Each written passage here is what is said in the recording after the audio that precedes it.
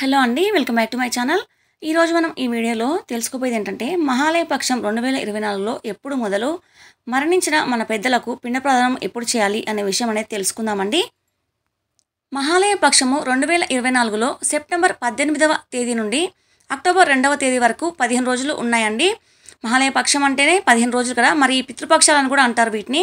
ఈ 15 రోజుల్లో మహాలయ పక్షం రోజులలో వారి తిథి రోజున పిండ ప్రదానం చేయాలి.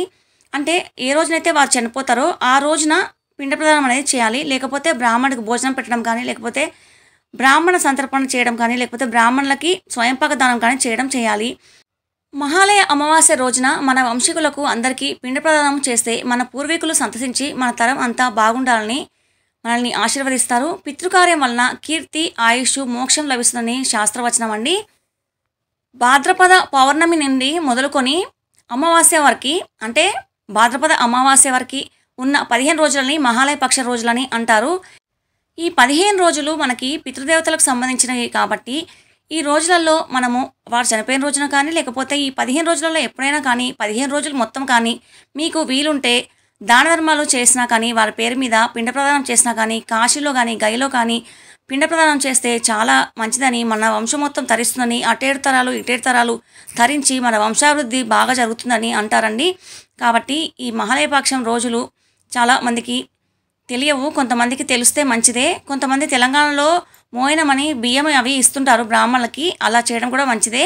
స్వయంపాక దానంలో ఏమేమి పెట్టాలి అనేది కూడా నేను చెప్తానండి. అంతకుముందు నేను వీడియోలో చెప్పాను ఆల్రెడీ, మీకు తెలిస్తే పర్వాలేదు, లేకపోతే నేను లింక్ డిస్క్రిప్షన్లో ఇస్తాను, చూసేయండి.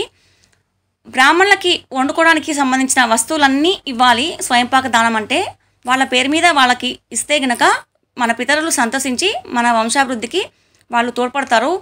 మన దేహం అనేది వారి నుండే వచ్చింది కాబట్టి, మన పూర్వీకుల నుండి, అంటే మన తల్లిదండ్రుల నుంచి వచ్చింది కాబట్టి, మనము పిండ ప్రదానం చేస్తే వారు తొందరగా మనల్ని ఆశీర్వదిస్తారట. ఏ తిథి అందు వారు చనిపోయారో ఆ తిథి అందు మన ఇంటి ముందుకు వచ్చి వాళ్ళు చూస్తుంటారటండి, ఎదురు చూస్తుంటారట మనకి పిండం పెడతారా లేదా అని. లేకపోతే వాళ్ళు కూడా ముక్తి చెందరు, మనల్ని కూడా ముక్తి పొందనివ్వరు. కాబట్టి దేవకార్యం కంటే పితృకార్యం మిన్న అంటారు. దేవతలైనా మనల్ని అనుగ్రహించరు, కానీ పితృదేవతలు మాత్రం తొందరగా అనుగ్రహిస్తారట. కాబట్టి పితృదేవతలకి మనము ఈ 15 రోజుల్లో మహాలయ పక్షాల్లో మనము ఆ తిథి రోజున, అంటే తండ్రి లేని వారు తండ్రికి, తల్లి లేని వారు తల్లికి అలా చేసుకోవచ్చు. పితృతర్పణం అంటేనే పితృ అని ఉంది కదండి, అంటే తండ్రి లేని వారు మాత్రమే తర్పణం అనేది వదలాలి.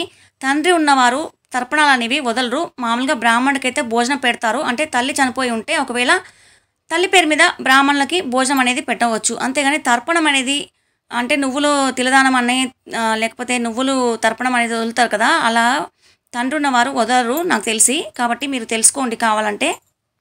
పితృదేవత శాపం వలన వంశం అనేది అభివృద్ధి చెందదండి. ఎందుకంటే వారికి పిండ ప్రదానం అంటే ఇంత భోజనం కూడా పెట్టలేదు అని చెప్పి మనల్ని చాలా శపిస్తారట. మనకి మగపిల్లలు కలగరు, ఇంట్లో ఆరోగ్యం బాగుండదు, చికాకులు, పిల్లలు కూడా మన మాట వినరు, చాలా రకాలుగా ఉంటాయటండి ఇబ్బందులు. కాబట్టి పితృశాపం అనేది మనకి వంశం మొత్తం కొట్టుకుంటుంది.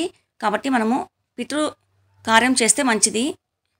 ఆడంబరాలకి పోకుండా ఎవరికి తోచింది వారు బ్రాహ్మణులకి దానం చేసి మన పితృదేవతలను సంతసింపజేసుకుంటే మన వంశం మొత్తం అభివృద్ధి అనేది చెందుతుందండి. ఇదండి మరి నాకు తెలిసిన విషయాలు మీకు చెప్పాను. ఏమైనా తప్పులుంటే క్షమించండి. ఈ వీడియో చూసినందుకు ధన్యవాదాలండి. మరొక వీడియోతో మీ ముందుంటాను.